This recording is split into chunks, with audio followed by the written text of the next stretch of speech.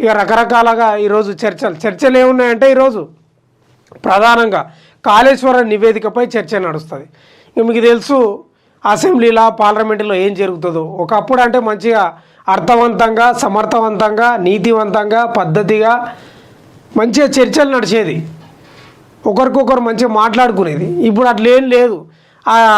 Assembly start అయినప్పుడే లేకపోతే parliament start అయినప్పుడే గంట 2 గంటలకే దర్వాజాలు క్లోజ్ చేసిపోతున్నారు. గట్లుంది పరిస్థితి. మరి ఇవాళ కూడా దర్వాజాలు క్లోజ్ చేసిపోతారా, మరి మాట్లాడతారా, ఏం కథనో తెలియదు. కానీ మొత్తమే అయితే ఈరోజు చర్చకు కాళేశ్వరం ప్రాజెక్టుపై అది దాని ఏంది ఆ ఫైల్ ముందలు పెట్టే అవకాశం ఉంది.